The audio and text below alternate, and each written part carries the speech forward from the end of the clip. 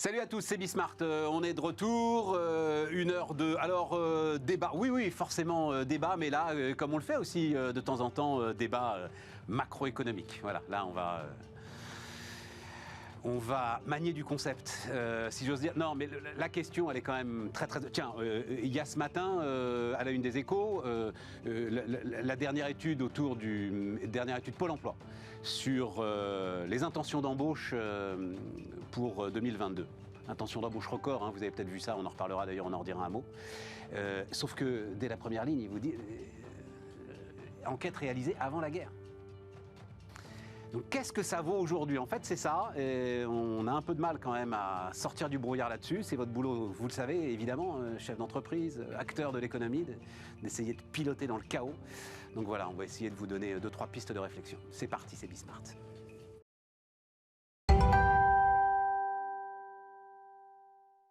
Donc autour de la table, Denis Ferrand.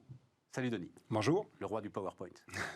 Et dis donc, si tes PowerPoint avaient été payés au même prix que ceux de McKinsey... Mais écoute, on ferait l'émission dans un grand hôtel. Et je t'inviterai très volontiers. On ferait l'émission sur le yacht d'Abramovich. Ah ouais, dis donc. Bon, donc Denis Ferrand, directeur général de Rexecode. Hélène Baudchon, bonjour. Hélène, économiste, OCDE, BNP Paribas. Jérôme Mathis, salut Jérôme. C'est Stéphane. Prof d'éco à Dauphine, spécialisé dans la finance d'ailleurs, hein, Jérôme. Dont alors on va dire un mot spécifiquement d'ailleurs sur cette histoire de rouble. Là, je voulais avoir ton avis parce que tout ça n'est pas très clair dans mon esprit. Le chiffre, je l'ai. Tiens, d'ailleurs, c'est un chiffre que j'ai eu il y a à peu près. Tiens, on va juste dire un mot de ça, comme ça, ce sera réglé. C'est Nicolas Goldberg, l'analyste de Columbus Consulting, là, qui l'a envoyé ce matin. Je ne sais pas si vous le connaissiez, moi je ne le connaissais pas. Donc depuis le début de l'offensive, nous avons Union européenne payé à la Russie pour 9,8 milliards d'euros de gaz, 9,2 milliards d'euros de pétrole et 0,7 milliards, donc 700 millions de charbon. Ça fait 20 milliards, quoi. Voilà. 20 milliards directement payés à la Russie par l'Union européenne depuis le début de l'offensive. Ouais. Denis, tu faisais le parallèle avec... Oui, il y a un plan d'aide qui a été octroyé par l'Union européenne à destination de l'Ukraine. Dès les premiers jours du conflit, ce plan se montait à 1 milliard d'euros. Mais c'est l'aide, ce n'est pas la même chose qu'un flux commercial, bien entendu. Et ce flux commercial, il va dans une entreprise, Gazprom, il va chez Augustin Landier, David Tesmar, le prix de nos valeurs. À peu près, oui. Intéressant, hein, ouais, intéressant. Donc, elle a fait pchit, hein, cette histoire de rouble, puisque d'après ce qu'on a compris, les Russes finalement remettent au mois de mai peut-être, ou au mois de juin l'idée. Dans tous les cas, il y a un bras de fer qui s'engage. C'est-à-dire que la Russie dit vous nous payez en rouble ou on ne vous livre pas, et les Européens disent on vous paye selon la devise qu'on utilise d'habitude, sinon la transaction n'a pas lieu. Donc pour l'instant, c'est un bras de fer qui s'engage. Alors, non, reporter dans l'agenda, mais puisque les Russes ils reculent dans l'agenda. C'est un peu compliqué de mettre au point le... Ils reculent pour l'instant dans l'agenda. Ils n'ont pas dit... mais quelle importance ça a dans la mesure... C'est un super coup stratégique, je trouve, de la part de la Russie. Bon, de toute façon, l'Europe, soit elle ne cède pas, auquel cas elle fait plier les Russes sur cette question, soit elle cède, mais il y aura... mesures de rétorsion par ailleurs. J'envoie mes euros, je suis l'Allemagne. Ouais. J'envoie mes euros à Gazprom Bank, qui est pas sous le régime des sanctions. On te demande d'ouvrir deux comptes, un en euros et un autre en rouble. Et ensuite, c'est toi, client de Gazprom, qui aura un compte en euros et en rouble. Tu envoies tes euros sur le compte et ensuite Gazprom les convertit en rouble. Bon, c'est toi qui payes les frais de... Enfin voilà, donc c'est une manière de soutenir l'euro. Tu payes la commission de change, c'est ridicule. Les commissions de change, on s'en moque. Mais c'est une manière de soutenir le cours du rouble. Mais qu'est-ce que ça change par rapport à Gazprom, qui aurait converti lui-même les euros que moi je lui paye en tant qu'État allemand? Ouais, c'est une bonne question. Je sais pas. Je comprends pas cette histoire. Si j'ai bien retenu une des premières mesures entre guillemets de rétorsion de la Russie, c'était de demander aux entreprises russes, ou en tout cas qui récupèrent des devises, de les convertir à 80% en roubles. Donc ouais. Déjà, il y avait un peu cette idée que tout ce qui arrive en Russie de devises étrangères, ça doit être transformé en roubles. Donc moi, je voyais, en fait, on voit essentiellement une mesure politique, voire symbolique, c'est ce qu'a dit qui engage un bras de fer, comme vous venez de le dire. Ça ne veut pas dire qu'elle n'est pas importante, hein, ça ne veut pas dire qu'elle n'est pas importante. Là-dessus, il y a des enjeux, mais on est clairement dans un bras de fer géopolitique. C'est ça. Et voilà, vous en avez bien posé les termes. Vas-y, Denis. L'État russe, il continue de payer ses fonctionnaires en roubles. Ouais. Et donc, quand il a des rentrées de devises qu'il va lui-même convertir, on sait qu'à peu près la moitié des recettes de l'État russe vient de la vente des hydrocarbures. Hein. C'est ça qui approvisionne le budget de l'État, il va payer ses fonctionnaires en roubles, donc il a quand même plutôt tout intérêt à avoir des devises fortes qui rentrent pour pouvoir continuer à payer, même si évidemment le rouble se déprécie à la vitesse de l'inflation qui intervient dans le pays. Le rouble, alors on a montré le graphe hier, la remontée du rouble, elle est assez spectaculaire quand même depuis qu'il a dit ça. Donc c'est-à-dire qu'effectivement, il y a là un sujet qui... Je suis assez d'accord avec Hélène, c'est plus du domaine du psychologique quasiment, une sorte d'humiliation supplémentaire en fait. Et en plus sur le rouble c'est bizarre parce que de ce que j'ai compris, censément ça ne devrait pas avoir en fait d'effet sur le rouble parce que ce qui rentre, ce qui sort, quelque part c'est ce qui était déjà à l'œuvre ou acté, donc on est dans l'effet psychologique et le marché d'échange il réagit pas toujours de manière totalement on va dire rationnelle et uniquement sur la base des fondamentaux, avec sans doute un contrôle très étroit possible de ce marché d'échange dans la mesure où j'imagine que en ce moment les conversions sont réduites, enfin en tout cas la profondeur de ce marché, voilà, je cherchais le mot. Le volumétrie qui est traité est très faible. Donc des signaux qui sont envoyés de ce type-là en fait font déplacer les masses, les chiffres très rapidement. Madame l'économiste OCDE, alors la chef économiste de l'OCDE, Laurence Boone, dit on sous-estime l'impact de la guerre. Est-ce que vous jugez vous aussi qu'on sous-estime l'impact de la guerre ? En gros, c'est vrai que mais les chefs d'entreprise sont toujours les derniers au courant quand même, mais quand on demande à droite à gauche comment ça se passe, à part ceux qui sont évidemment, mais c'est assez réduit, à part ceux qui importent de l'huile de tournesol, quoi, on va le dire comme ça, ceux qui sont directement concernés, les gens ne voient pas vraiment d'impact. Alors, je vais d'abord faire une réponse d'économiste. À mon avis, Denis me rejoindra. On ne sait pas bien l'évaluer, l'impact de cette guerre, encore à ce stade. Donc, il y a énormément d'incertitudes. Après, j'aurais tendance à être d'accord avec Madame Boone sur du fait de la difficulté de l'estimation de cet impact, du fait quand même de l'ampleur du choc sur les prix du pétrole en particulier, mais auxquels s'ajoutent des hausses de prix sur gaz, électricité, plein d'autres matières premières. Ça intervient sur déjà un environnement inflationniste avec des difficultés d'approvisionnement. Donc, en même temps, ça intervient dans une situation conjoncturelle, si on regarde que la zone euro et la France en particulier, qui était plutôt en bonne forme, en tout cas en phase de post-rebond, rebond post-Covid. Ouais. Donc on s'attendait à des rythmes de croissance encore très soutenus cette année. Voilà, donc, mais il y a quand même un choc qui est important, qu'il est difficile d'estimer. Moi, ce que j'ai le plus de mal à estimer, c'est les effets, on va dire, de propagation du choc sur l'ensemble des chaînes de valeur, où ça pourrait bloquer. Parce que le Covid nous a montré que ça pouvait bloquer à des endroits auxquels on ne s'attendait pas forcément. Donc c'est assez étrange. Ça intervient dans un contexte économique qui est à la fois fort et qui était déjà fragilisé par une hausse de l'inflation et des difficultés d'approvisionnement. Après, il y a des facteurs de soutien aussi, toutes les mesures de soutien budgétaire pour répondre précisément à ce nouveau choc.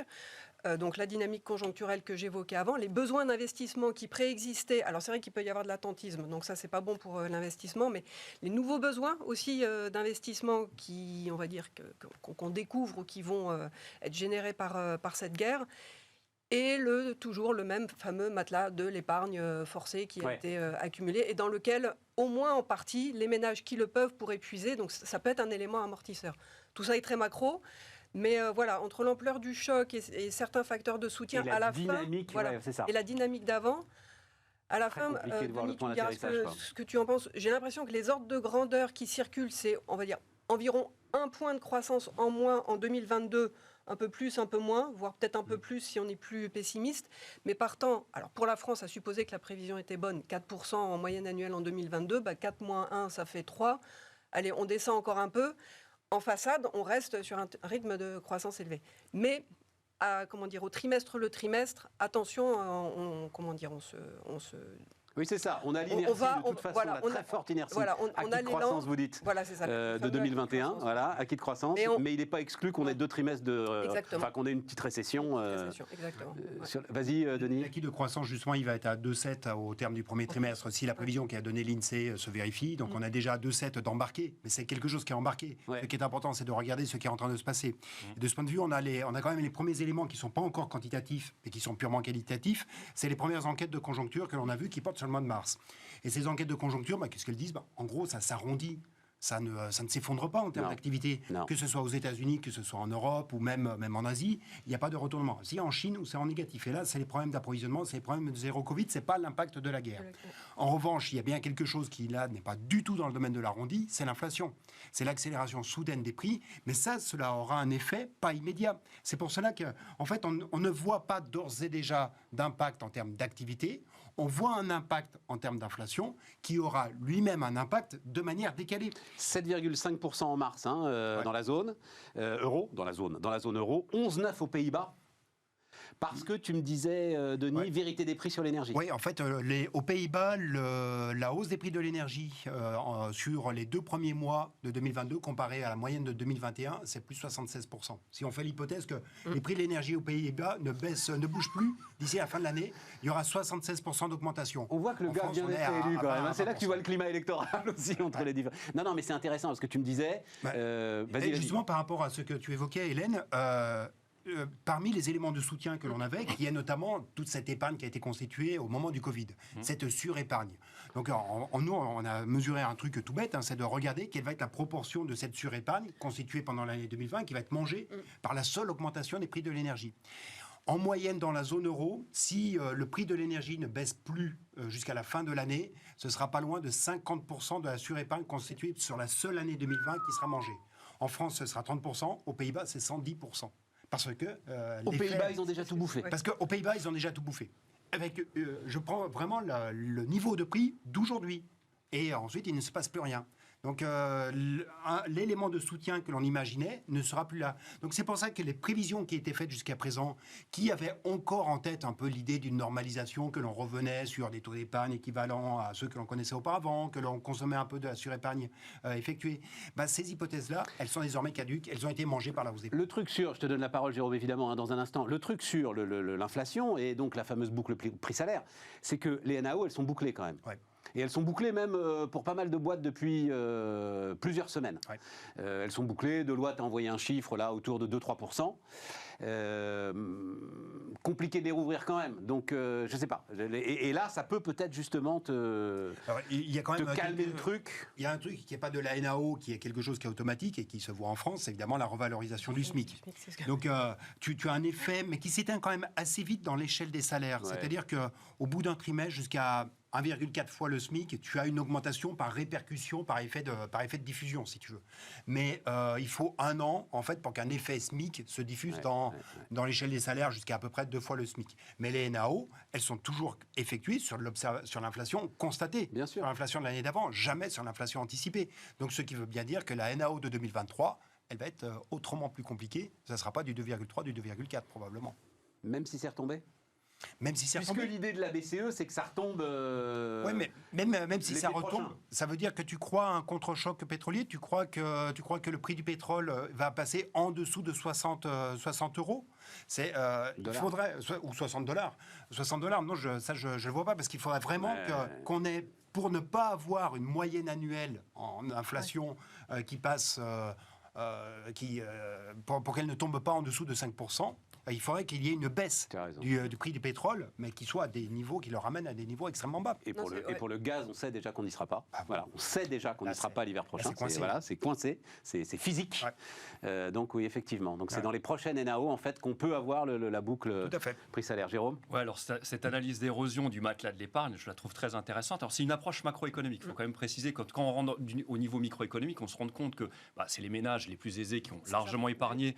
Eux, finalement, ils ne vont pas nécessairement les taper dans leur épargne pour pouvoir payer leurs factures énergétiques.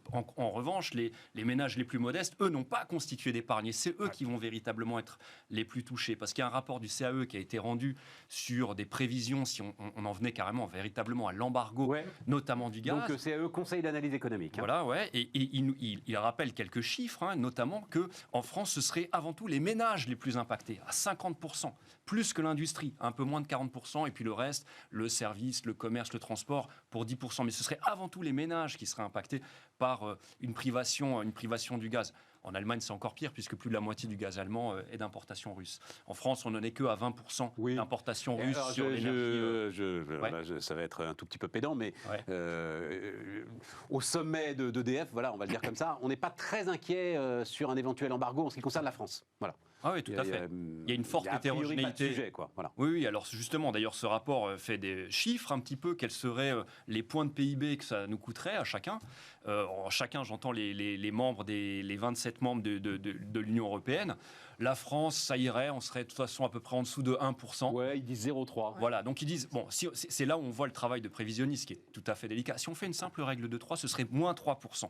Mais la règle de 3, ce serait dire toutes choses égales par ailleurs. Or, tout le monde va s'adapter dans cette situation. Les ménages vont modifier leur panier de consommation, les entreprises vont revoir leur processus de production, changer de distributeur, éventuellement utiliser d'autres matières en comme intrants. Et donc, quand on prend en compte cet effet, je dirais, d'adaptation, de substitution, comportement de substitution, ils réduisent à 0,3, ils disent voire 1% dans le cas le plus pessimiste. Ils chiffrent ça pour l'Allemagne. 3%, ça c'est le cas pessimiste, mais ils disent scénario central 2,2% pour l'Allemagne. Le pays qui s'en sort le moins bien de très loin, c'est la Lituanie, plus de 5%. Là, c'est catastrophique. Et c'est pourtant le pays qui tape du poing sur la table pour nous obliger à le faire. Curieusement, oui. Curieusement, oui. Et voilà. Et donc, alors, il y a d'autres pays, Slovaquie, Bulgarie, au-delà de 2,5%. Il y a des pays qui s'en sortiraient mieux que la France, Portugal, Espagne, Irlande, Danemark. Et la conclusion du rapport, je la trouve tout à fait intéressante. Ils disent finalement un embargo, c'est très violent. C'est-à-dire que du jour au lendemain, on s'interdit d'importer 100% de cette énergie russe, qu'elle prenne la forme de... Alors le pétrole, le charbon, on peut le substituer en s'approvisionnant ailleurs, mais le gaz, on ne peut pas. En gros, on pourrait remplacer 10 à 15% au niveau de l'Europe. Mais donc tu dis, le gaz, c'est très violent, et donc ils disent il faut mettre des taxes à l'importation. Des taxes à l'importation. C'est absurde. Non, mais alors attends. Tu rends encore plus cher ce qui est déjà hors de prix. Là, tu as une privation en termes de quantité, et l'idée, ce serait d'implémenter, c'est ce qu'ils suggèrent, 40% de taxes. Ils disent que ça réduirait quand même l'exportation russe de 80%. Donc finalement, on continuerait plutôt de consommer 0%, on consommerait 20%. Et avec ces 40% de taxes... T'as pas la ressource, t'es dans un marché de pénurie. Pourquoi est-ce que tu réduirais les importations russes? Je ne crois pas du tout que tu réduirais les importations russes. Dans ce cas, tu remets encore plus en question l'embargo. Si tu me dis je remets en question le fait qu'on se prive de 80% de l'énergie russe, tu remets encore plus en question le fait qu'on s'en prive à 100%. Justement, l'embargo, t'as plus le choix. Justement, l'embargo, c'est violent. Oui. À partir du moment où le signal prix en France, les ménages sont, mis à part pour l'essence, le carburant pour rouler, et encore, c'est assez, à partir du 1er avril, depuis le 1er avril, c'est assez limité, mais les ménages sont protégés de ces hausses des prix de l'énergie. Donc, si tu mets des taxes à l'importation, ça coûtera juste plus cher au budget de l'État. Alors, attends, en France, c'est pour ça que ça m'a beaucoup surpris le truc du CAE. On est protégé à court terme. Je veux dire, on a quand même des tendances à long terme ou avec un prix de l'énergie qui augmente. Oui, mais enfin là, pour l'instant, jusqu'en juillet... Les caisses de l'État se vident en attendant. Donc il y a bien un moment donné... J'en sais rien. Les caisses de l'État se vident. Voilà, ça coûte très cher aux finances publiques. Donc il y a un moment donné, de toute façon, si tu regardes la tendance des prix de l'énergie en France, il a augmenté, même si c'est fortement régulé. En tout cas, effectivement, ils disent mettre des taxes à l'importation plutôt que... Voilà, ça permettrait énormément de limiter la casse. Alors ils pensent 2 fois moins de casse en France économique, mais surtout pour les pays les plus touchés, ça diviserait par 3 ou 4, et ils pensent que tous les membres de la zone euro, excepté la Lituanie, seraient en dessous de 1% de perte de PIB. Et la Lituanie, il sera autour de 1,2. Bon, ça reste des prévisions, c'est un exercice délicat. Non, puis je trouve ça bizarre, moi, cette histoire, mettre des taxes. À un moment, tu as le courage ou pas le courage de le faire. J'en sais rien, d'ailleurs, j'ai pas d'avis là-dessus. Mais ça fait des recettes fiscales pour l'Union européenne. Alors après, il y a un choix politique. C'est pas le sujet, quoi, Jérôme. Tu vois le truc. Non, il y a un sujet politique. C'est pas toi. Il y a un sujet politique. C'est juste le truc de dire, c'est un peu comme... Oui, c'est un moment, tu réponds à un défi, quoi, point. Et tu vas pas te mettre à calculer, à faire des comptes d'apothicaire quand tu vois ce que tu vois en Ukraine. Enfin, politiquement, moralement, éthiquement, je ne sais pas comment tu peux faire un truc. Le résultat, il est super rassurant, mais il m'étonne quand même par sa faible ampleur. Donc j'entends bien qu'il compte et ils analysent un super important effet de substitution, mais il y a 2 éléments que j'ai pas vus dans le papier, donc qui me posent question, mais c'est une question tout à fait, on va dire, naïve. La question des délais, parce que la substitution, ok, mais en l'espace de combien de mois quand même on arrive à substituer ou au moins à diversifier les différentes sources d'approvisionnement, je l'ai pas vu dans le papier. Non, puis tu peux pas, et à mon sens, ça va prendre quand même un certain temps, et donc un choc en fait plus important s'il y a un embargo. Et l'effet prix, en fait, j'ai l'impression qu'il ne quantifie, pardon, je vais me répéter, mais qu'il ne quantifie qu'un effet quantité. Hop, il n'y a plus de, on va dire, il y a plus de quantité, il n'y a plus de pétrole, il n'y a plus de gaz, il n'y a plus de charbon. Mais quid de l'effet prix ? Parce que j'arrive pas à raccorder la modestie de l'impact. Là, pour la France, donc moins 0,3 sur le revenu national en moins. Quand je parlais tout à l'heure d'un effet du choc pétrolier, et le seul effet du choc pétrolier, genre plus $50 entre janvier 2021 et aujourd'hui, avec les estimations habituelles, donc plus $10 de hausse, environ moins 0,2, moins 0,3 points de croissance en moins à l'horizon d'1 an et de 2 ans, c'est à peu près pareil. Si je fais x5, j'arrive au moins à 1 point de croissance en moins. Donc je ne sais pas comment réconcilier. Il y a une constitution de stock d'abord, c'est-à-dire que quand bon, mais je voudrais pas qu'on passe une plombe sur le rapport du CAE. Ce qu'il y a, c'est qu'il est quand même super intéressant et très rassurant. Il donne le sentiment qu'on peut absorber, que c'est gérable. Donc c'est une piste quand même très intéressante. Il n'y a que 13% de nos imports en pétrole qui sont d'origine russe. Voilà, donc si du jour au lendemain... Oui, mais tu as une montée générale du prix du pétrole. Ailleurs. C'est-à-dire, si tu dis on l'a déjà observé. Oui, mais là, tu l'envoies à $200 le baril. Ouais. Ah, potentiellement, oui. Mais donc l'effet moi, je ne suis pas un spécialiste du prix de l'énergie. Je ne sais pas si on l'envoie à 150 ou à $200, j'en sais rien. Tu l'envoies bien haut, quoi, en tout cas. On l'envoie bien haut. Et est-ce que ça, c'est modélisé par le CAE ? L'effet d'un baril à $200 sur l'économie à $200, française. personne ne le sait. Mais en tout cas, la hausse du pétrole qu'on a vue, c'est justement en prévision de tous les intermédiaires qui ont constitué des stocks en se disant demain, il sera beaucoup plus cher. Donc, on se rue sur le baril pour l'acheter tant qu'il est peu cher. C'est surtout ça. C'est pas dire que le simple fait d'avoir cette crise, déjà, ça fait exploser le prix du baril. Non, c'est en prévision d'une détérioration de la situation. Denis, un mot là-dessus. Et d'ailleurs, c'est pour ça que le baril rebaisse actuellement. Oui, mais le baril rebaisse parce que les stocks stratégiques américains sont en train d'être vidés. Ouais. C'est-à-dire que les Américains ont annoncé qu'ils les réduisent de, je crois, 1 million de barils le jour par mois, à peu près. Ça, ils sont diminués. Maintenant, ils disent qu'ils vont augmenter. C'est le quantitative easing du pétrole. Ouais, tout à fait. Et on est déjà à un niveau de stock. Quand on regarde les stocks exprimés en jours de consommation aux États-Unis, on est au plus bas. Donc, ils vont continuer de les vider. Donc, chez eux, en plus, le signal prix, il est très, très efficace. Ah oui. Comme il n'y a pas de taxe. Il est très, très efficace. Exactement, ça, on le voit plein peu. Mais, alors, je lisais notamment un papier très intéressant parce qu'il y avait une question qui se posait, c'est pourquoi est-ce que les pétroles de schiste ne repartaient pas comme en 40 ? Parce que normalement, ça redémarre comme des mobylettes. Parce qu'en fait, ils ont un sujet de rentabilité. Eux aussi, ça y est, qui veulent aujourd'hui essayer de... Enfin, il y a eu de gros chocs pour les actionnaires dans ce secteur, qui veulent redonner un petit peu de force et de visibilité à leurs actionnaires, et que donc les gars sont assez prudents. Donc voilà. C'était en lien avec la politique climatique de Biden. Non, Biden leur a demandé. Non, mais c'est là. Il y a des exploitations en Alaska aussi, donc il y a forcément une fois un baril à $200, c'est sûr qu'on regarde plus sur les enjeux climatiques, on redémarre la production en Alaska.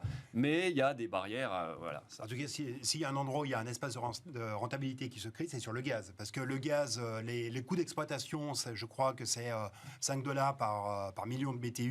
Et les Américains vont le vendre $35 à l'Europe. Oui, mais mon ami, là, on rentre dans une discussion très complexe. Là, tu es sur un problème d'emport. Après, c'est tout con, mais c'est un problème d'emport. Il te faut des méthaniers. On l'a dit 10 fois. Il n'y a pas de terminaux. Il faut décharger, et tu peux pas les décharger en Allemagne. C'est quand même le truc de dingue, ça. Hein. Tu peux pas. Donc voilà, il paraît qu'il y a une bataille maintenant pour des terminaux méthaniers flottants. Donc le gars qui avait la chance d'avoir un terminal méthanier flottant, lui, il est encore plus riche que McKinsey. Tu vois.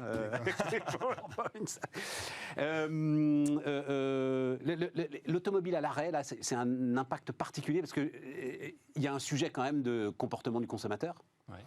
Et là, les chiffres sur l'automobile, donc moins 20% en France au mois de mars par rapport à la même période 2021, pire trimestre depuis 40 ans, dit la plateforme automobile. C'est le secteur qui prend tout, quoi. C'est le secteur qui prend tout, mais est-ce que ça, c'est pas une sorte d'indicateur avancé du fait que le consommateur, avec la guerre en Ukraine, il va se mettre à l'arrêt beaucoup plus que ce qu'on anticipe? Il y a quand même, il prend tout dans le sens où il y a effectivement ce changement d'attitude du consommateur qui ne sait pas non plus quelle est la motorisation qu'il va falloir avoir demain, mais tu as aussi et surtout des contraintes d'offres qui sont intervenues. Le secteur qui en a pris plein la tête avec les problèmes de semi-conducteurs, c'est l'automobile. Donc il y a un retard de production qui est extrêmement important. Donc il y a à la fois la contrainte de demande, ou plutôt la mutation de la demande qui est en train de se faire d'un côté, et tu as la contrainte d'offre qui est très forte. Rajoute à cela le fait que les déplacements deviennent de plus en en plus onéreux, il y a peut-être des personnes qui ne vont pas changer tout de suite leur véhicule et qui vont peut-être maintenir encore. Mais même sur l'occasion, il y a un impact même sur l'occasion, alors que le marché était incroyable sur l'occasion. Tu dis, le moteur thermique à terme, il va être interdit. Et flambée du prix du carburant. Par ailleurs, l'électricité coûte plus cher. Plus personne ne sait quoi faire dans cet environnement. Et comme tu dis, les pénuries sur les batteries, les semi-conducteurs, etc.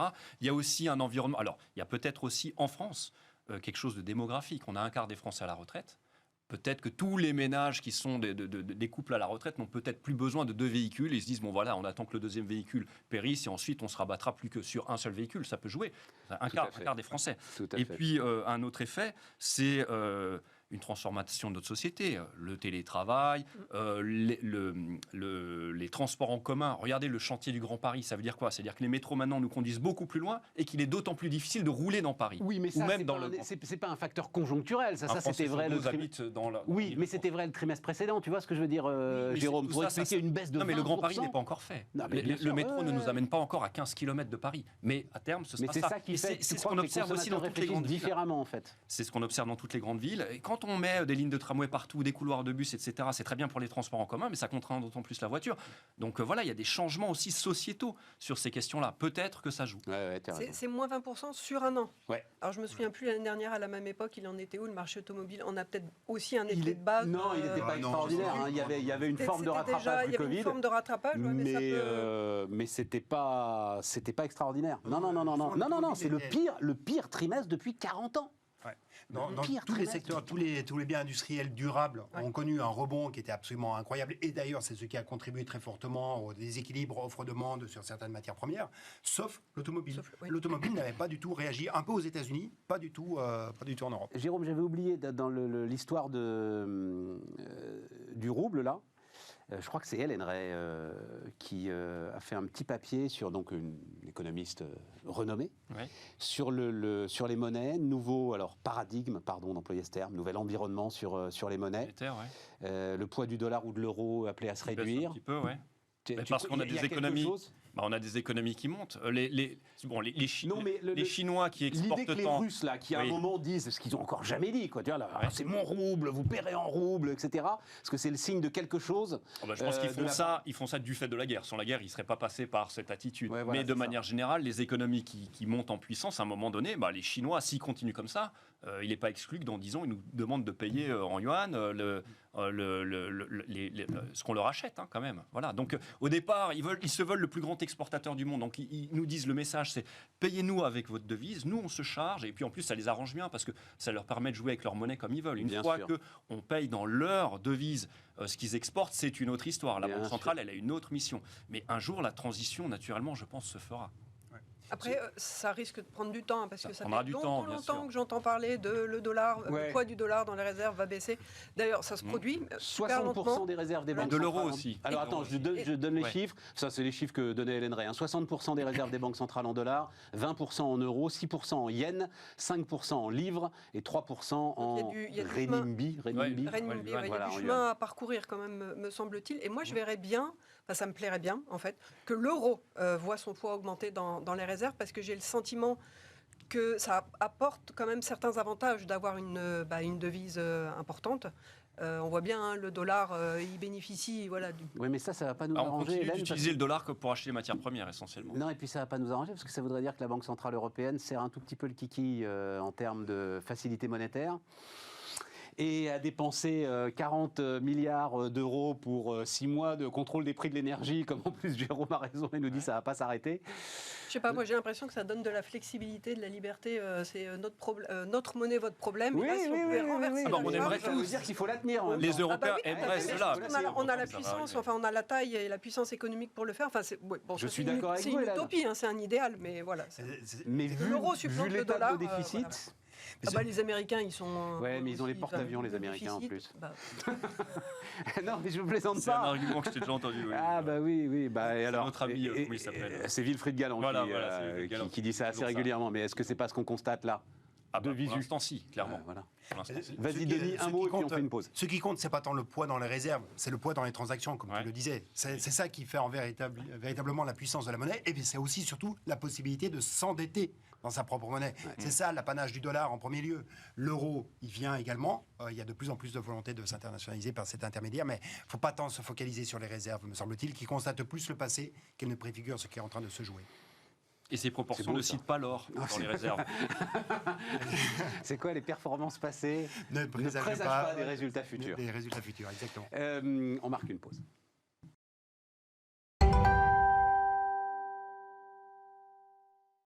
On repart, les amis, on repart. On reviendra peut-être sur le... Mais en fait, je voulais être sûr d'avoir le temps...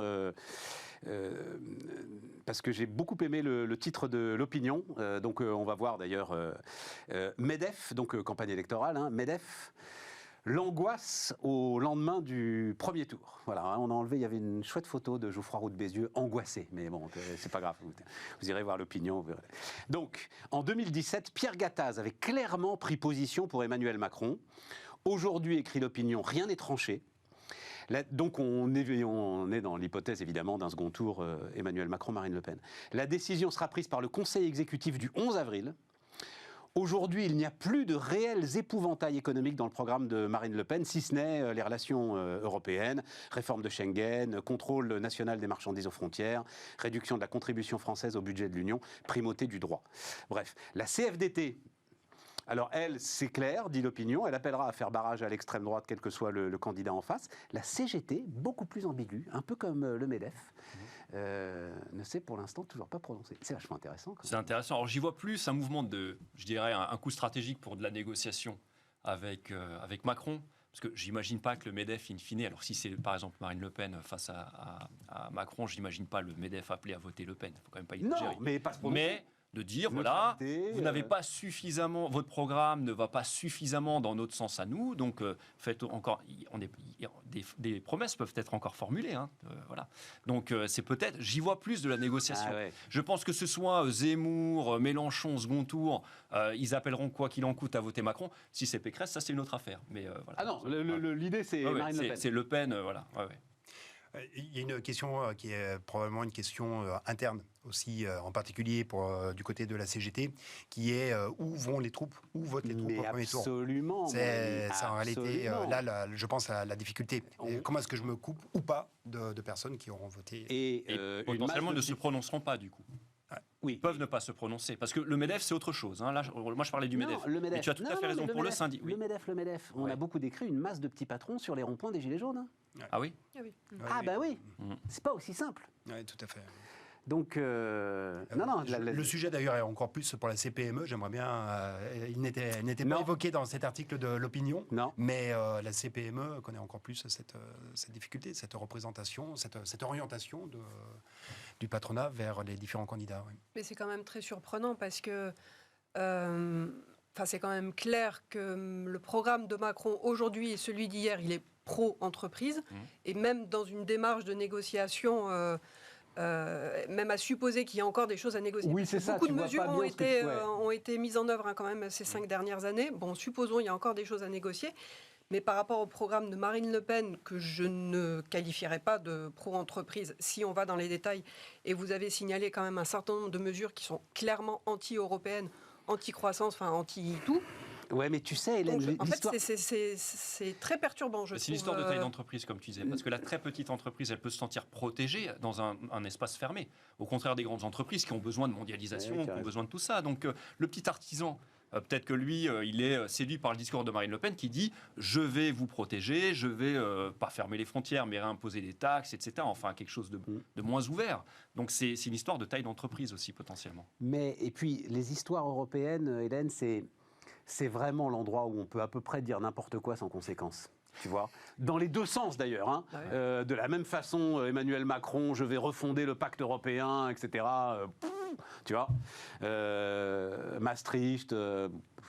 T'en sais rien en fait, tu n'as consulté personne, tu sais absolument pas si tes partenaires sont disposés à faire ça, mais tu peux le dire, ça n'a aucune conséquence. Et je pense que dans l'autre sens, c'est à peu près pareil. Moi, il se trouve que c'était avant-hier, je ne vais pas vous dire qui, mais réunis pour discuter avec eux un certain nombre de patrons de plutôt grandes entreprises. Globalement, leur discours, c'est de dire, écoutez, l'Amérique a digéré Trump. Donc nous, on digérera Marine Le Pen. Il n'y a plus du tout, si vous voulez, voilà, c'est vraiment un témoignage. Peu importe, mais il n'y a plus du tout l'angoisse qui pouvait les étreindre en 2017, surtout qu'en 2017, on avait quand même la perspective du second tour Le Pen-Mélenchon. En 2017, surtout, il y avait l'ambiguïté sur la situation vis-à-vis de l'euro. Ouais. C'est ça aussi qui a changé, je pense, qui contribue à avoir un peu enlevé l'angoisse. Je ne sais pas si vous l'avez vu, mais il y a quand même un petit peu de tension sur la dette française. Voilà. Avec les derniers sondages qui sont sortis, les marchés sont réveillés un petit peu face à ce risque. Ouais. Peut-être une différence quand même entre Trump et Le Pen. Le Pen, c'est la France, on est en Europe, et les positions anti-européennes de Le Pen, à mon sens, pourraient quand même avoir plus d'impact, parce que Trump, c'est les États-Unis, en quelque sorte, il appartient à personne, il ne fait pas partie d'un groupe, c'est un tout. Et j'ai le sentiment que... Là, la deuxième économie de la zone euro, tu veux dire cette dimension-là, elle est loin d'être négligeable. Oui. Bon, enfin, en tout cas, c'est intéressant. L'angoisse du MEDEF au lendemain des... Juste, je ne t'ai pas posé la question, parce que c'est une des grandes spécialités de Denis, les impôts de production. La CVAE, le choix de la CVAE fait par Macron, c'est un choix intéressant, il aurait pu faire mieux. Ouais, c'est pas tout à fait le first best, si tu veux. Le first best, c'était la C3S.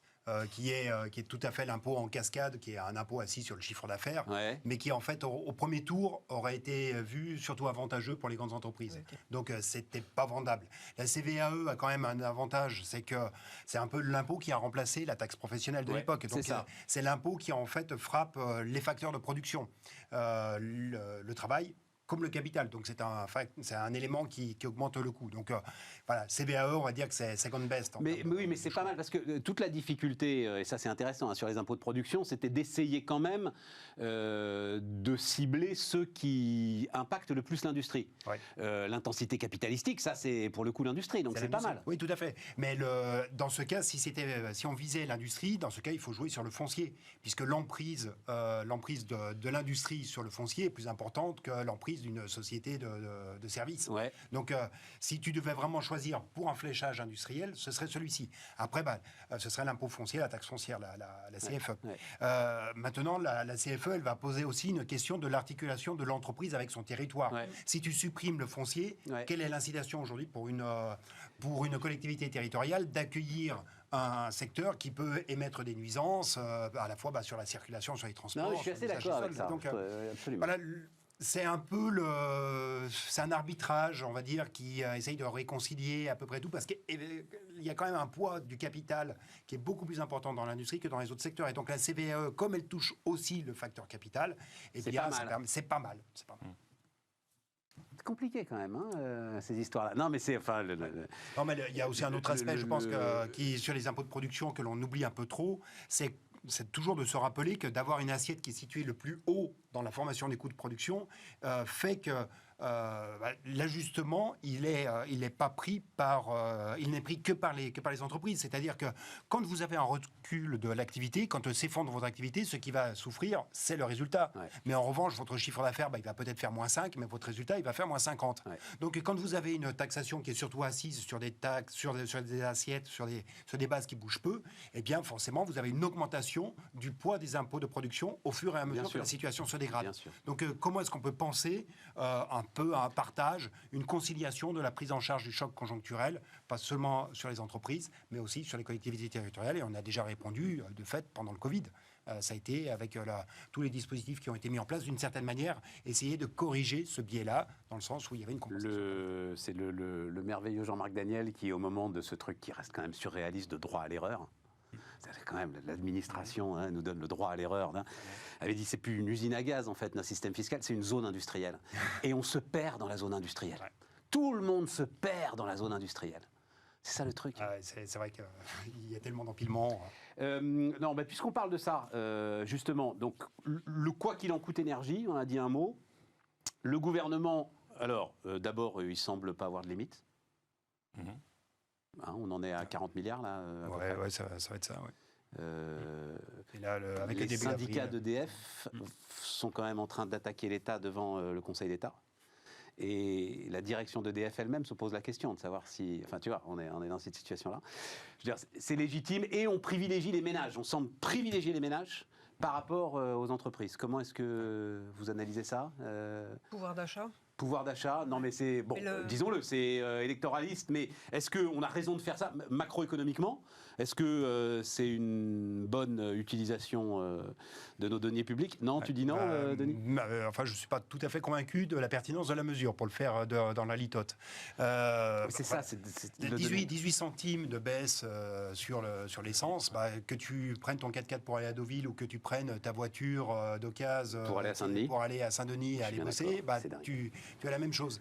Est-ce que c'est véritablement le même usage? Est-ce qu'il n'y a pas peut-être une dépense dont on pourrait se passer un petit peu plus, ou en tout cas... Enfin, cibler le truc, quoi. En fait, dans ce genre, c'est toujours le difficile arbitrage entre trouver la mesure ciblée parfaite, mais qui met genre 3 mois à être mise en œuvre. C'est ça.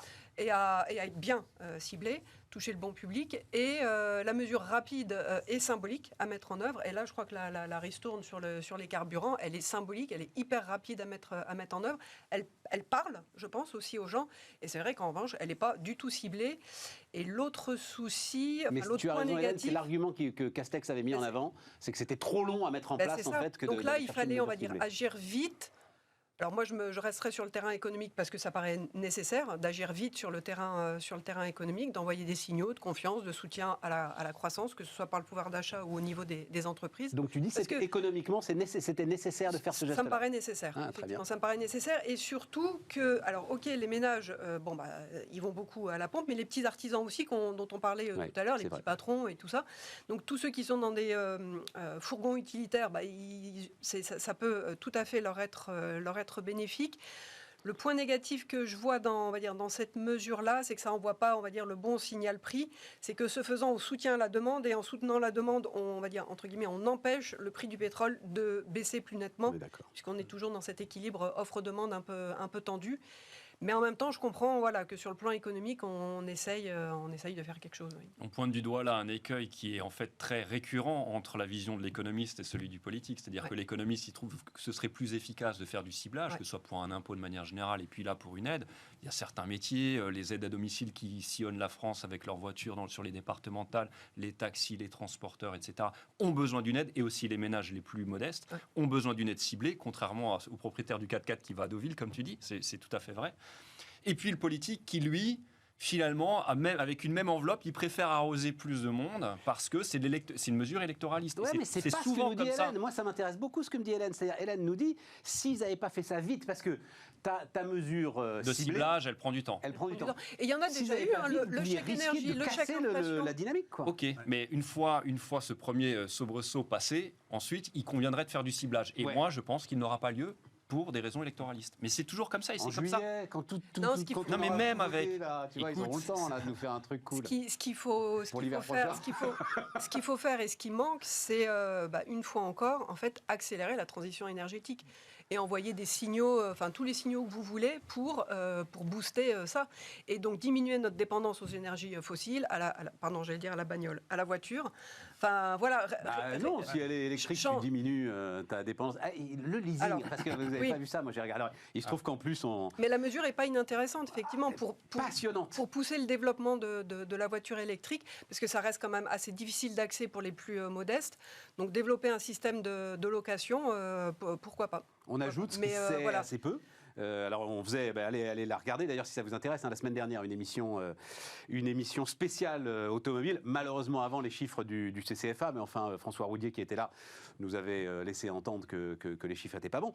Et ce qu'on sait peu, c'est que les deux principales banques françaises, alors en l'occurrence votre concurrente Société Générale est le premier loueur de véhicules d'Europe, que BNP avec Arval est un loueur de véhicules. Donc en plus vous savez faire, quoi. C'est-à-dire ces histoires de leasing, c'est vrai que vous dites mais à qui appartient la voiture? Est-ce qu'elle appartient à la banque? Est-ce qu'elle appartient à l'État? T'inquiète, tu demandes à BNP, tu demandes à la Société Générale, pour le coup ils savent faire, on est d'accord là-dessus, Hélène. Non, mais je pense qu'il y a quelque chose à tenter de ce point de vue-là. Je suis incapable de dire si c'est la mesure la plus efficace. Je pense que c'est l'isolation des logements est quelque chose de plus efficace en termes de diminution de notre empreinte carbone. Ouais, mais t'as pas les Et sur la manière dont on se déplace, Là, si très vite après le deuxième tour, on réengage et on met un coup d'accélérateur sur la décarbonation de l'économie française, parce que en quelque sorte, ça réglerait les problèmes que l'on a aujourd'hui. Bon. Non, c'est passionnant parce que le truc, c'est, alors ce que nous expliquait, il se trouve que l'un des interlocuteurs était complètement associé à la Société Générale et à ses réflexions. Le problème, c'est qu'une fois que, j'en sais rien, moi, dans les Vosges, t'auras dit à un gars, il aura effectivement un leasing avec un coût inférieur à ce que lui coûte aujourd'hui l'entretien et il n'a pas les bornes de recharge. Non, mais ça va se faire. Problème, oui. Je peux te dire que les chiffres qu'il nous donnait, il faudrait que je les note d'ailleurs pour vous les donner, les chiffres qu'il nous donnait physiquement, de nombre, de quantité de bornes qu'il faudrait installer sont impossibles. En fait, Après, on peut recharger chez soi, si on fait on a 200 ou un peu plus kilomètres d'autonomie. Ça, c'est... Mais à chaque fois qu'on tire un fil comme ça, on se retrouve avec un... Il faut surveiller le prix de l'électricité sur les bornes de recharge. Ah, c'est clair. Oui, l'enjeu, je pense que c'est pas trop le leasing, c'est le coût du carburant, que ce soit de l'électricité ou de l'essence. C'est ça l'enjeu actuel. C'est pas tant le leasing, est-ce qu'on est propriétaire ou pas, ça joue à la marge. C'est vrai qu'il y a une mode pour le leasing, je suis tout à fait d'accord. Grande différence. Attends, truc qui me passionne. La différence, c'est que le coût du carburant, tu le payes à des producteurs, c'est pas toi. Le coût de l'électricité, en grande partie, reste en France. Ah ben ça change tout. Ah mais là tu parles du modèle voiture électrique versus moteur thermique. Exactement. Tu parles pas de leasing versus propriétaire de sa voiture. Non, mais leasing c'est pour les moteurs électriques que Macron a fait cette proposition de leasing. Non, c'est pour les véhicules électriques. Oui, j'avais pas précisé. J'avais pas précisé. Et donc là, tu as une différence quand même. T'arrêtes d'enrichir la rente Arabie Saoudite, etc. Quoi. Donc il y a un côté symbolique, psychologique. Non, un côté souveraineté, un côté. Enfin, tu vois, si en plus dans une forme de négociation européenne qui elle pourrait avoir lieu, tu récupères quelque chose qui s'apparenterait à des prix de l'électricité qui sont plus proches des coûts de production des différents États. Bon, bah là, tu as quelque chose. La France, avec son parc de centrales nucléaires, est bien positionnée. L'Allemagne, moins. Ça, c'est clair. Oui, c'est vrai que la France, de ce point de vue-là, elle aurait à gagner. Elle aurait à gagner. Mais parce qu'on a une énergie déjà très décarbonée. Tesla a plus de bornes en Chine qu'aux États-Unis, de recharge déjà. Ouais, c'est ça. Denis, pour finir, c'est intéressant, mettre en avant le sujet de l'inclusion, truc qui te passionne. Dis-moi un petit peu, parce que ça, on n'aura pas le temps d'en parler là, mais ça nous rapprochera d'un des sujets qui sera à mon avis un des sujets du second tour, qui sera l'histoire RSA, revenu d'activité, enfin voilà, l'histoire des décrocheurs, toutes ces histoires-là. Qu'est-ce qui te passionne dans ce sujet En fait, ça part déjà du constat macro. En fait, c'est très simple. Il y a eu les chiffres de Pôle emploi qui sont sortis hier sur les enjeux de recrutement, enfin, des flux d'embauche qui sont absolument astronomiques qui nous sont promis. Et en même temps, on te dit 3 millions d'embauches, et en même temps, on te dit que 6 embauches sur 10 se sont caractérisées comme étant difficiles. Donc, alors, si c'est difficile, où est-ce que l'on va trouver l'armée de réserve ? On va sortir le vieux dictionnaire marxiste. Où est l'armée de réserve ? Absolument. Et l'armée de réserve, en fait, quand tu regardes, quand tu fais la lecture sur 20 ans de la manière dont ont été inclus les différentes catégories de population, tu te rends compte qu'il y a eu comme une forme de trou dans la raquette, mais c'est pas un trou, c'est un gouffre dans la raquette qui s'est installé. C'est ce qui concerne l'emploi des très faiblement qualifiés. Les personnes qui sortent de la formation initiale avec le niveau minimal de formation ou sans diplôme du tout. Et 15% d'une classe d'âge depuis 20 ans. Ouais, c'est à peu près ça. 100 000 gamins depuis 20 ans. Ouais. Non, c'est quand même un solide gâchis. Et quand tu regardes, alors cette proportion, cette population a eu tendance à diminuer parce que, en gros, quand tu prends sur les 20-64 ans, tu avais 15 millions de personnes qui étaient dans la catégorie des non-formés. Maintenant, on est à 9 millions parce qu'en fait, c'est les plus âgés qui étaient les moins formés et qui sont sortis. Mais sauf que notre taux d'emploi de cette catégorie de population a reculé de 10 points en l'espace de 15 ans. Alors que ça veut dire que la situation se dégrade. Leur situation se dégrade. Ils sont de moins en moins dans le marché. Par les départs à la retraite. Ouais, tout à fait. C'est ça. Okay. Et comme ils sont de moins en moins nombreux, on s'y intéresse de moins en moins. Ouais, mais en réalité, l'armée de réserve, elle est là. Il n'y a aucun autre pays européen qui a connu un recul de ce taux d'emploi des non-qualifiés. Et quand tu regardes le taux d'emploi des non-qualifiés ou des faiblement qualifiés par rapport à ceux qui ont au minimum une licence, tu as 43 points d'écart de taux d'emploi. Il n'y a aucun pays en Europe qui a un gap aussi important. En gros, le diplôme te garantit l'accès à l'emploi. C'est ça. Pas forcément au niveau que tu espérais, parce que quand tu regardes sur 20 ans, en gros, tu as les bac plus 5 c'est plus 80% en l'espace de 20 ans. Les postes de cadre auxquels tu peux aspirer en sortant d'un bac plus 5, c'est plus 38%. Donc, tu as une déformation de la structure des diplômes, mais qui n'a pas été accompagnée dans l'économie par une déformation de la structure des qualifications. Ou en tout cas, elle n'a pas suivi au même rythme. Et donc, tu as à la fois un risque de frustration de ceux qui ont obtenu un diplôme, mais qui ne se trouvent pas valorisés dans l'emploi à la hauteur de ce à quoi ils aspiraient. Et tu as un défaut d'inclusion, parce qu'en réalité, tu mets de moins en moins dans l'emploi les personnes qui n'ont pas le niveau de formation initiale. Et ça, c'est vraiment, pour moi, c'est le sujet sur l'emploi qui est le plus important, parce que, je reviens à mon point de départ, on a un problème de production. On n'arrive pas à produire. Et où est-ce qu'on va trouver Hélène parlait de l'isolation des logements. Il n'y a pas les bras pour l'isolation des logements. Je racontais hier que, expérience vécue, le rendez-vous qu'on vous donne pour faire isoler votre logement, c'est dans 1 an et demi. Si vous vous adressez à une entreprise sérieuse. Voilà. Et la dynamique favorable qu'on voit sur l'apprentissage là, depuis quelques temps, est-ce que ça pourrait aider à répondre un peu au point Oui, ça en fait partie, parce qu'effectivement, là, les pas chiffres... suffisant en masse, mais En masse, déjà, dans l'apprentissage, tu as quand même une bonne partie des alternants qui sont des alternants de master, des alternants de licence. Mais oui. C'est là où ça s'est quand même beaucoup développé. Ouais. Mais, et puis tu vas pas les taper dans le stock. Ouais. Et puis, c'est des personnes qui sont éloignées de l'emploi, qui ont été durablement éloignées de l'emploi. Enfin, quand tu es à 38% de taux d'emploi pour les non qualifiés, sur les 20-64 ans, 38%, c'est rien. Et donc, comment est-ce que tu fais revenir, non pas les 62, tu n'arrives jamais à 100% de taux d'emploi, c'est une catégorie de population, mais comment tu fais revenir, mettons, 20 points de taux d'emploi, ce qui nous mettrait à peu près au niveau de l'Allemagne, ça veut dire que tu dois faire des efforts de formation, ça veut dire que dans les entreprises, tu dois accompagner un public qui est spécifique, qui a été durablement en dehors de l'emploi. On sait que ça prend plus de temps pour les requalifier, pour les réhabituer aux régularités que suppose un emploi. Mais enfin, c'est pas ça prend plus de temps, il faut des moyens considérables. C'est-à-dire, en plus, le serpent se mord la queue. Il faut quoi, Denis ? Il faut, parce qu'on en parle depuis 2-3 jours autour de l'histoire du RSA. T'as un agent formé spécialisé qui peut accompagner quoi ? 3-4 de ces personnes, grand maximum. Ouais. Parce qu'il faut aller les chercher le matin. On va le chef décrire le truc, le chef d'entreprise qui doit l'accompagner également, c'est un investissement aussi pour les entreprises. Mais t'as pas le contrat d'engagement aussi qui a été voté, initié là il y a pas longtemps et qui était censé répondre précisément aux difficultés donc de ces gens sans emploi, sans formation, sans éducation, avec de l'accompagnement. Mais l'accompagnement, tu vas le chercher où ? C'est des effectivement centaines de milliers de personnes qui faut aller. Tu comprends ? Mais... C'est là où le truc est. Le serpent se mord la queue, et c'est vrai que Denis a raison. Tu as l'impression que tu es face à un mur, à une fatalité que tu n'arriveras pas à surmonter. En plus, on a eu la facilité de se dire on ne va pas les embaucher, cela, de toute façon, c'est pas grave, j'arrive à peu près à pourvoir tous mes postes. Quand bien même, je génère de la frustration chez ceux qui sont très diplômés, qui ne sont pas employés à la hauteur de ce à quoi ils aspiraient. L'exemple, c'est les licences. Quand tu regardes les enquêtes génération, les gens qui sortaient il y a 20 ans avec un niveau licence, 25% se trouvaient sous-qualifiés. La dernière enquête génération disait que c'était 50%. Tu sais, c'est cette histoire drôle qui n'est pas drôle. La dernière fois que j'ai parlé à un licencié en histoire de l'art, c'était pour lui commander un Big Mac. Ouais. Voilà. Et si on parle aussi des ressources qui manquent, l'idée de fusionner Pôle emploi, les missions locales, France Travail, on pourrait l'appeler. C'est le nom qu'il a donné, je ne sais plus. Est-ce que ça pourrait permettre, en fusionnant toutes les ressources, toute la main-d'œuvre, de pouvoir plus se démultiplier sur le terrain et de répondre à ce problème On a quand même un niveau de chômage qui est quand même plus bas aussi. Le niveau général du chômage est plus bas. Donc tu peux dégager aussi de la ressource. Quand on était à 3 millions de chômeurs et que là on est revenu à 2,2 millions, c'est plus tout à fait la même chose. Jérôme ? Oui, alors pour l'apprentissage, il y a quelque chose de très vertueux avec l'apprentissage, c'est que je dirais que ça informe les jeunes qui, après le bac, qui rentrent à l'université, de savoir dans quelle filière ils vont aller.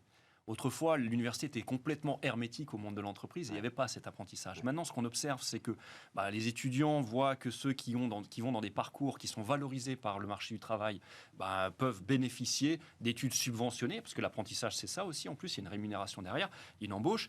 Et potentiellement, les jeunes sont un peu moins enthousiastes, aller dans des filières du type... Parce que quand on sort diplômé d'un bac plus 5, oui, mais si c'est en anthropologie... dans le monde de l'entreprise française actuellement, on ne se bat pas pour recruter des Bac plus 5 en anthropologie. Donc c'est des gens qui vont pourvoir des postes à Bac plus 3, Bac plus 2, etc. Et donc on assiste à ce goulet d'étranglement, ce qui fait qu'au niveau du SMIC, on a des bacheliers et ceux qui n'ont pas le bac, ils ont déjà du mal à arriver. Ils n'entrent pas, c'est tout ça. Donc il y a tout ce goulet d'étranglement qu'il faut désengorger et ça passe notamment aussi à terme par le tarissement à la source, c'est-à-dire de mieux orienter les jeunes d'emblée, de leur donner les bonnes incitations et l'apprentissage fait cela. Parce que comme tu dis, on manque de bras, on manque de plombiers, on manque de tout en fait, enfin on manque de beaucoup de choses face à beaucoup de chômeurs qui sont... Donc si je comprends bien, ça veut dire que même si l'apprentissage bénéficie pas mal aux diplômés, par le canal que vous venez d'évoquer, c'est plutôt... Je pense qu'il envoie un signal très fort à des jeunes qui autrefois se disaient juste « je vais faire les études qui me passionnent le plus ». Et maintenant, ils voient immédiatement les répercussions qu'il y a en matière de potentielle employabilité. Voilà. Et on ajoute, alors, mais là, on n'est plus sur autour du lycée professionnel, l'idée, toujours du même, de rémunérer les stages qui seraient faits dans les lycées professionnels, dans le cadre d'un grand bing bang de l'enseignement professionnel, va aller dans le sens que décrit Jérôme. Il y a un moment, tu sais que si tu fais ça, tu vas commencer à pouvoir un peu gagner ta vie. Voilà. Donc il y a là effectivement des choses intéressantes. Oui, il y a quelquefois, il faut faire de nécessité et vertu. C'est ce qui s'est passé dans le secteur de la construction, je le trouve quand même tout à fait saisissant. Le secteur de la construction qui recourait quand même beaucoup au travail détaché quand il y avait un déficit de main-d'œuvre pour faire des chantiers. Au moment du Covid, les travailleurs détachés sont partis, ils ne sont pas revenus. Et pour autant, l'emploi dans la construction, il est supérieur aujourd'hui à ce qu'il était avant la pandémie. Donc c'est bien qu'on a dû aller chercher une population vers laquelle on ne se tournait pas spontanément. Et il a fallu la former, l'accompagner. Donc population en France, donc. En France. D'accord. En France, oui, tout à fait. Intéressant. Donc il faut... Non, juste pour terminer, effectivement, tu les citais. Donc l'enquête Pôle emploi Crédoc, c'est ça, enquête Pôle emploi Crédoc. Donc... Si la guerre en Ukraine ne casse pas la dynamique, parce qu'elle avait été réalisée, elle a été réalisée à la fin de l'année dernière. Donc effectivement, donc c'est ça, c'est 3 millions d'embauches, Denis, mais c'est surtout la moitié des entreprises françaises pensent augmenter leurs effectifs. 71% en CDD de plus de 6 mois et en CDI.